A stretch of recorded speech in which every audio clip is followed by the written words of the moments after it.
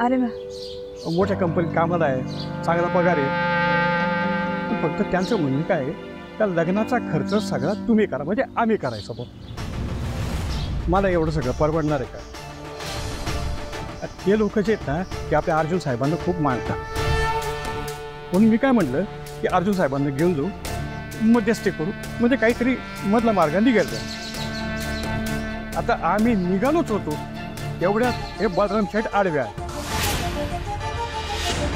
आता आम्ही निघालोच होतो तेवढ्यात हे बलराम शेठ आडवे आहे. शेवटी तुम्ही कवटेकरांचं माणूस. लग्नाचा सगळा खर्च स्वतः बलराम शेठ कवटेकर करणार. अर्जुन साहेब, अहो खरं सांगायचं झालं तर ते काय माझ्या पोरीचं लग्न लावायला नव्हते आले हो. हे माझ्यावर उपकार करून त्यांची मतं विकत घ्यायला आले होते. आता मला सांगा, तुमच्याबरोबर प्रामाणिकपणे एवढे वर्ष घालवले ना मी, आणि आता मी बेईमानी करू कशासाठी? माझ्या पोरीच्या लग्नासाठी. एक वेळ माझ्या पोरीचं लग्न लांबलं तरी हरकत नाही, पण हा असला पैसा मी नाही घेणार. अहो त्या कारखान्याला त्या चोरांची नाही, तुमच्यासारख्या इमानदार आणि कर्तृत्ववान माणसाची गरज आहे. आणि आम्ही आहे ना तुमच्या संग. तुम्ही इथवर आलाय ना, आता नाही म्हणू नका. चला माझ्याबरोबर, चला.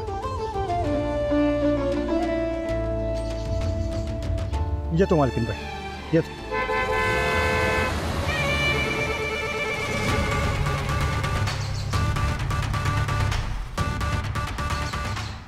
काय लागा तुझ्या आडणारी एसटी इथं येऊन थांबते या?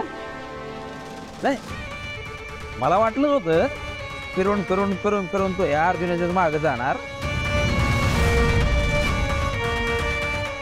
पण एक लक्षात ठेव, या बलराम शेठनं स्वतःमध्ये तिचा हात दिला होता आणि तो धोडकावलास. काय आहे की प्रत्येकाला काही ना काहीतरी वाटतच असतं ना. पैसे देऊन इलेक्शनची मतं विकत घेता येतात, पण लोकांची मनंही विकत घेता येत. आणि शेवटी लोक त्यांच्या मनाला येईल तसंच वागत असतात.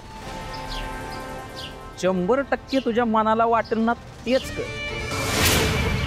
पण जेव्हा आमच्या मनाला काय वाटेल ना, तेव्हा तुझं काय होईल याचा विचार पण तू करू शकत.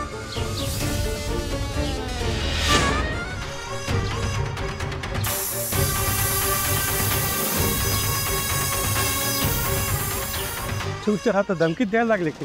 धमकीवादा सल्ला, घोडा मैदान लांब नाही. एकदा इलेक्शन होऊ दे, मग दाखवतो तुझी जागा काय.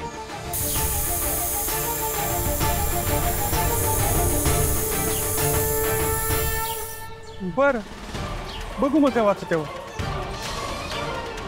अर्जुन साहेब, चला आपल्याला उशीर होतो, निघाला पाहिजे. चला.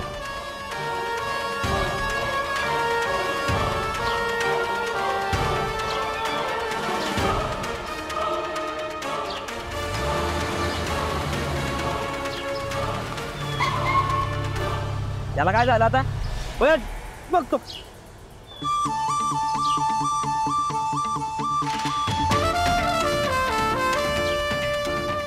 काळजी, हवा हवा गेली. मायला तुझ्यावर कुठं निघलं ना की ही बोंब होतीच. आता मी काय केलं?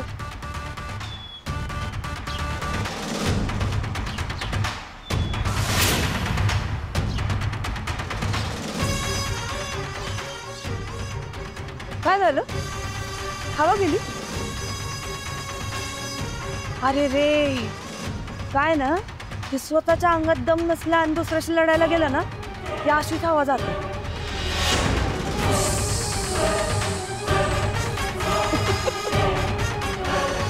हवा गेली नाहीये, हवा काढली आहे.